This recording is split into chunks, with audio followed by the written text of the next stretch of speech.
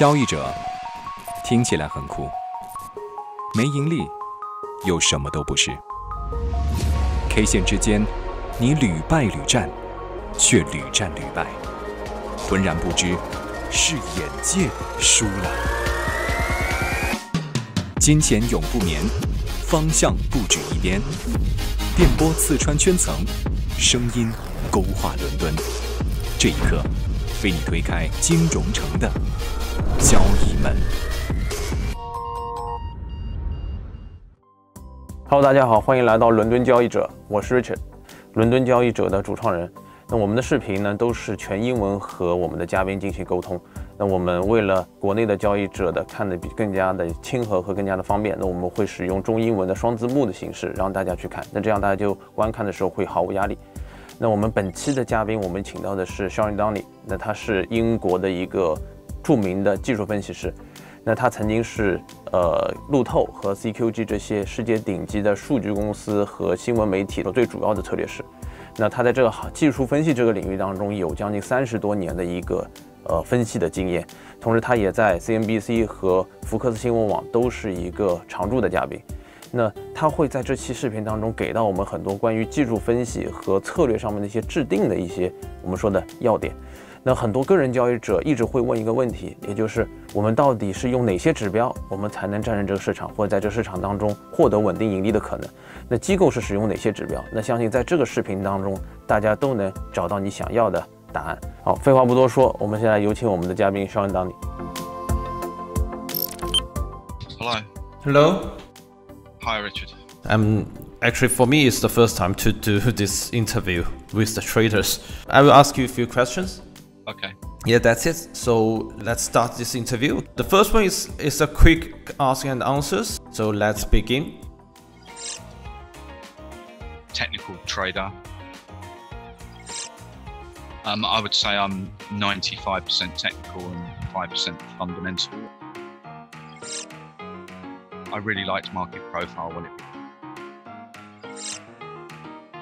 the big difference is really you're on your own. Absolutely anybody.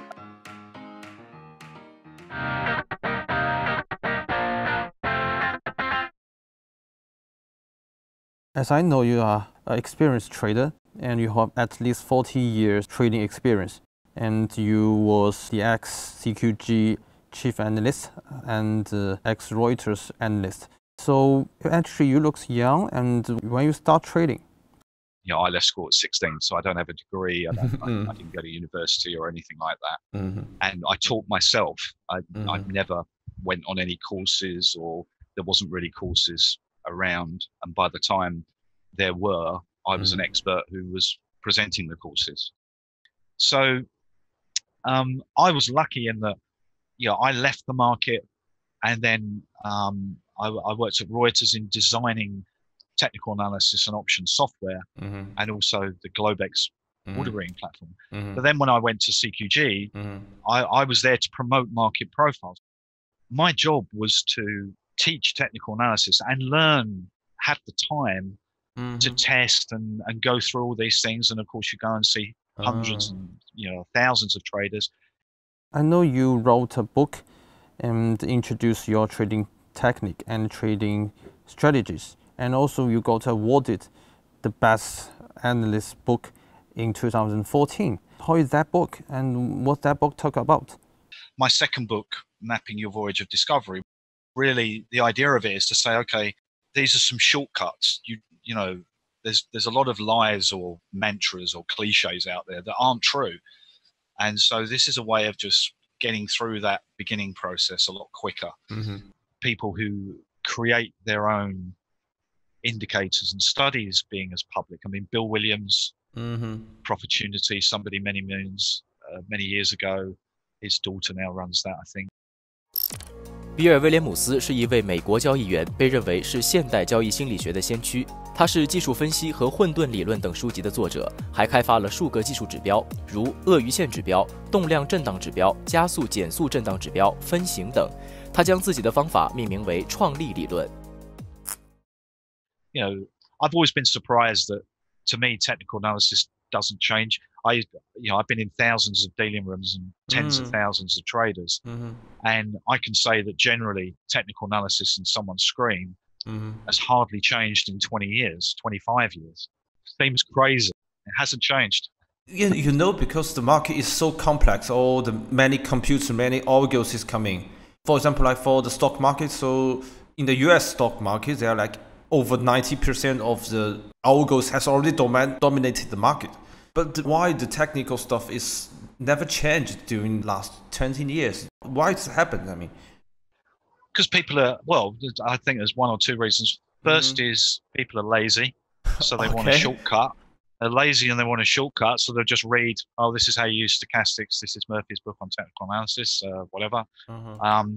Also, if you're trading actively as a professional in a fund or a bank or whatever, you don't have time. You're too busy trading to actually analyze. If you're analyzing, if you're writing a technical commentary, you know, Elliott Wave is probably the most popular technical commentary that people use or write, because there's always a reason why you were wrong. Yeah. Oh, it wasn't an ABC, it was a 1, 2, 3. I feel interesting when I trading or when I got revenue, profit from the market. So I will build my confidence. I will say I want to do more, or I want to do some courses, or I want to chat with you guys. And so I will get a lot of experience from the other traders, but we're doing the same things. We are trading, we are getting profit, or we want to get profit from the market. That's really interesting. I mean, for me, this is the most things I want to do, because shared idea with people, or share what my experience or my trading skills with other people's. And for you, what's your, the main motivation to do the trading job? So why you can 40 years or nearly 40 years? You know, you can go on the internet and you'll find, you know, you're going to make $1 million in 6 months or whatever, get rich quick. And it's trading is not like that at all. So there's a lot of cheating and lies and marketing to try and tell you about how wonderful and how great you're going to be. And they can be very expensive and cost you a lot of money. You know, they'll love you and leave you.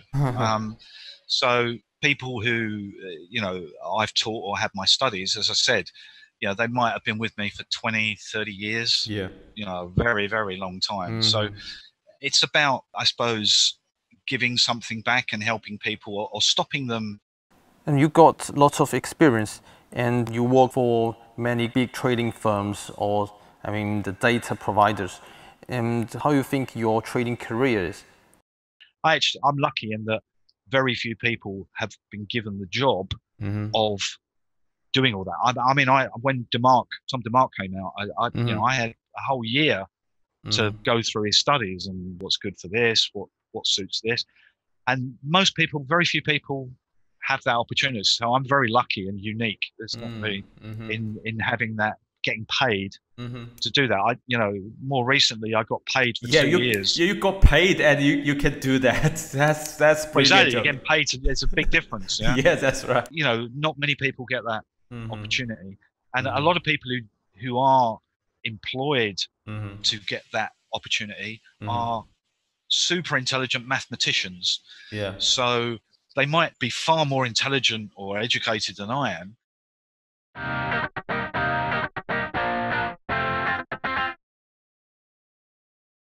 And as you know, in the retail side, a lot of retail traders, they will frequently to trade. And I don't know if they wrote a plan for their trading. Can you give some advice about how to build their strategy or how to set up their trading framework? Well, the first thing from what they're doing is they're not going to make money. And that's pretty much guaranteed. What you have is you have to create a structure. Think about it as building a house. Yeah. So how big a house do you want to build? Well, I don't know. Depends how much money I have or my budget. But you have to have the foundations, you know, the things that are going to stop the house from falling down. So you have to create a structure that suits how you understand risk, how you feel comfortable with risk. Some of them have been with me for 20 or 30 years, and I've been involved for 40 years. Yeah. Well, you can't do that unless you have a structure, unless you have a method that tells you what to do. So just give us some advice. I mean, more specific key points of how to build a structure.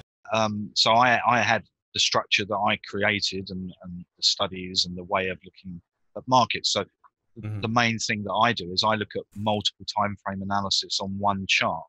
I have a 5-minute chart, and I could tell you all the supports and resistances for the 30, 60, 120, 240 half-day chart, all on one screen. So that helps me. I don't have to keep on changing. Oh, what's the first thing I would say is create your trading time frame. Now that could be, if you're day trading, I think it's difficult to go much beyond 15 minutes because if you're doing even a 30-minute, if you're using a 10-period stochastic on a 30-minute chart, it takes 5 hours for it to go through one cycle. So 30 minutes. So if you're using a 60-minute, it takes 10 hours. So your indicator as you're using it is not much use to you because for day trading. So I would say create your time frame chart first, and that is what you want to trade off. Whenever you do a trade, you have a plan. And risk is part of that plan, and the stop is part of your plan. The position, let's say, I don't know, the crude oil goes up 15 cents quickly from where you bought it, and then it quickly comes down 10, and you go, oh, I was making 15, now I'm only making 5, and you put your stop at break even or something. And that's all happened. That could happen in 1 minute. And you're looking at a 10-minute chart. Well, you've suddenly gone from using a 10-minute chart to thinking in a 1-minute chart. And if you're doing that, that's probably not a good idea. Or you should be trading in a 1-minute chart to begin with. Because if you're panicking, you're trading a too high a time frame chart. So you've got to try and say, that's what about structure and the plan is. You've got to have a plan. If your plan isn't clear, don't hit the button. Wait and say, okay, well, or using swing points on short-term charts is a good way of moving a trailing stop in. The trade is making money, and you say, okay, well, now another swing pattern has formed. I'm going to move my stop up. Or you can use, I really like moving linear regression lines as a way of tracking a trend, because it doesn't matter how steep or shallow the trend is, a moving linear regression line will track it. So it's much better than a moving average. Have the tools to track your profitable trades, and then it's much easier to stick to the rules. It's very difficult when you first put a trade on.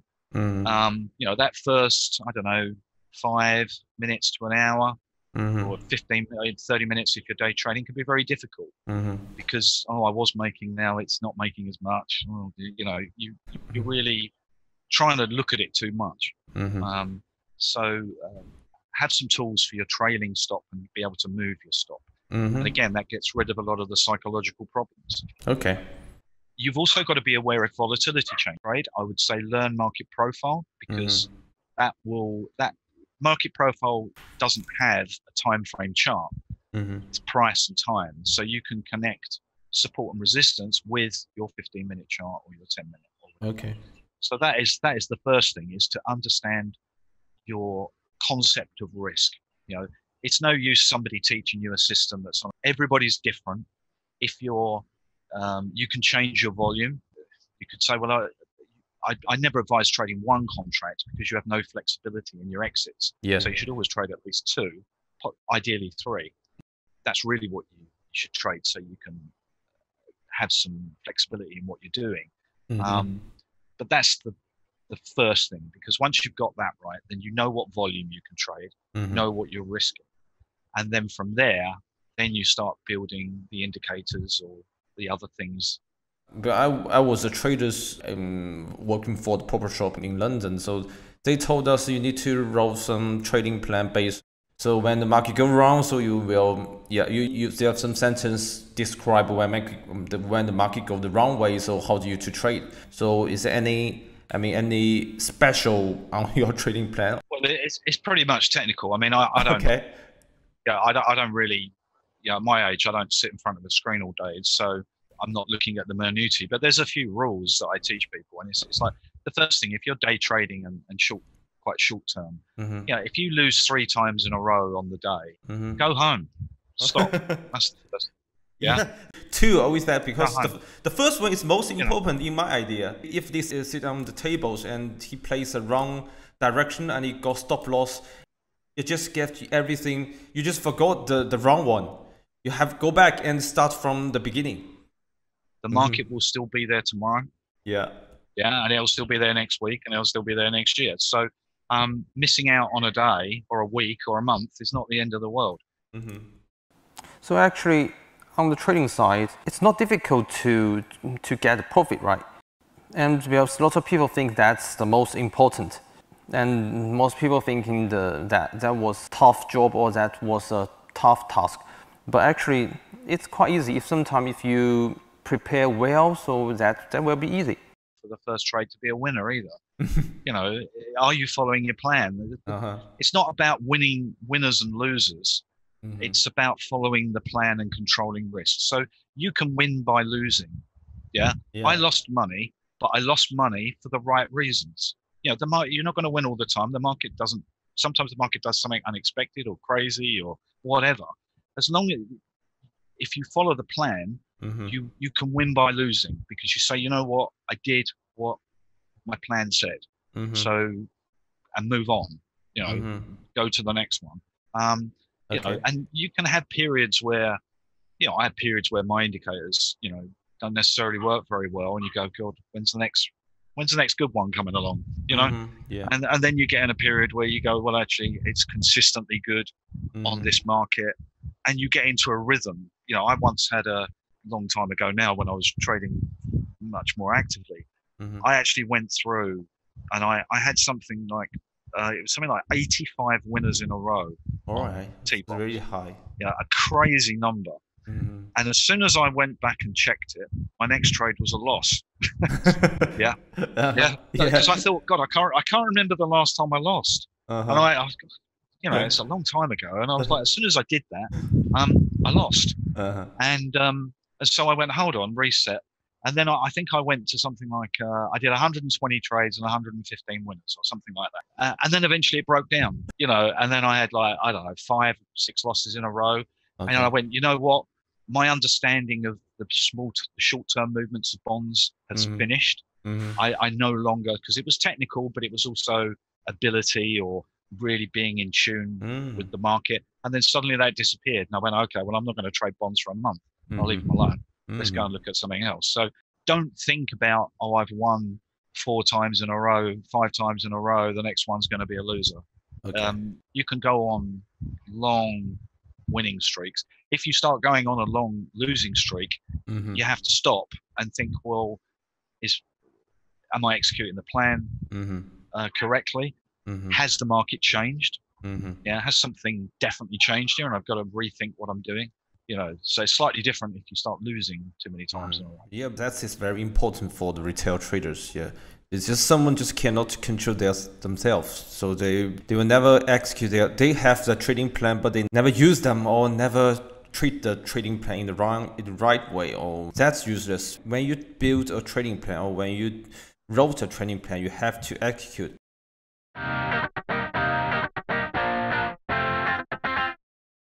And at the first stage or first section, we just quick ask and answer. And that you said you like to use the market profile. And can you give some advice to the retail traders how to use that? How the retail traders can use these tools, to increase their winning ratios or help them to trade well? One major thing about market profile, as opposed to most technical indicators, what market profile does is it links price and time and volume, and it does it all in one picture. The way that I use profile is my own way, and a way that I normally look at today's profile. I don't really care about the profile as it's building today. I'm looking at where the profile is in the relationship to the previous days or the current trend. So a slightly different way of looking at it. Okay. For me, I use market profile every day. I will focus on previous day and some single print or other. When the market go up very quickly, or he just jump to another certain point or certain level. So just all one single print on the chart. So I will use some gap between the different profiles or different. My advice for people starting on profile is if you're looking for your reference is the previous 5 days. Yeah. And the reason for that is most traders can't remember what happened more than 5 days ago. Yeah. So when beginning your reference points, that's where you. Okay. It's the most recent history. Yeah. And that's where you want to concentrate your effort. Okay. Individual traders, they usually use Fibonacci retracement or Bollinger Band or the primary indicators or secondary indicators. Are these kind of indicators efficient, or is it effective trading skills? So do you suggest the individual traders, they use these kind of, indicators to build their strategies? Yeah, that's fine, but you've got to remember that technical analysis or whatever those studies you choose to use are a support structure. They're your support, your structure for being a good trader, and they're an excuse if you trade badly. So for me, Fibonacci retracements in a market that's not very liquid or isn't very technical. So I have customers who trade French wheat and London wheat, which is not a technical market and doesn't have speculators very much. And so Fibonacci retracements work very well because the traders who trade it are very basic. Whereas if you're trading the S&P, all the algorithms know where the Fibonacci retracement levels are and will push it through them to hit stops and do all sorts of things. So I personally prefer Fibonacci extensions, and I have a specific way of how I create them to create zones of targets and things like that. Okay. Bollinger Bands is something I've taught for many years. I have my own version of Bollinger Bands called time average bands, which instead of looking at the close to close, look at the range to range. And then let's say the market range is expanding. The moving average in a Bollinger Band is normally fixed at 20 bars. Mine changes. So if range expands, it could go down to a 3-period average. If it's very quiet, it can go up to 21. So it's much more dynamic. Bollinger Bands are a good partial exit strategy. Yeah. So I can't really go into it here, but if you're already in a trend following position, Bollingers can work well in keeping you in the trend and giving you your exits.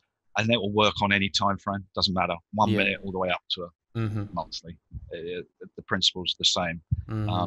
You can use them for reversals as well. Once you understand that it's a good exit strategy can become a good entry strategy. People always look at the entry and don't think about the exit. And actually, what you should really do is think about your exits. And if they're good enough, they become entries. I actually think everyone starts with their entry point, and actually I think you should start with your exit point, because the entry point will be not so important. This depends on different strategies. If you are like scalpers, you have to make sure every trade is, especially for the entries. When I actually place a trade, if you're scalping. When I place a trade, I have to. My purpose is the trade can go out or get revenue in next few seconds, so I can just get out of the market. Okay. Yeah, that's scalping. You're not really technical tools for scalping. You have to redefine data. So that's right. Certain software programs, something like CQG has a thing called T-flow, which builds bars based on the activity of hitting the bid and taking the ask. So bars can build in seconds. That's right. And so if you use something like that, you've redefined data. And that's very important. The idea of redefining data, again, a lot of people don't do that, and they should. So if you're using something like T-flow, then you can use technical tools to scalp. If you were using a 5-minute bar, then that's no use to you. Yeah, it's too long. Yes. So think about redefining data to suit what you want to try and achieve. But scalping is hard work and very intensive. And you said you are very lucky because you work for many high reputation firms or big firms, and you got paid to do your research, or you got paid to research their technical analysis tools. Yeah, can you talk more about the best periods in your trading life? My best personal trading was when my wife had a serious car accident about 20 years ago, 20 years ago, and she had severe nerve damage, and it cost me hundreds of thousands of dollars in private surgeons.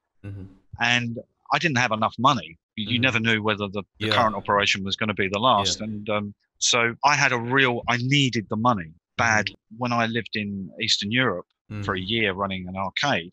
I didn't have anything to do. So all I had to do was trade. You know what? I traded really well. So, your performance can be different depending on what your needs is. So I think actually a psychological assessment of understanding what's important to somebody. Okay, yeah, I think this is everything I want to ask. It's so great you give us so many stuff. I mean, from your life or from your trading experiences and from the trading psychology, give us a lot of advice on that. There's so much, and thank you so much, Shaun.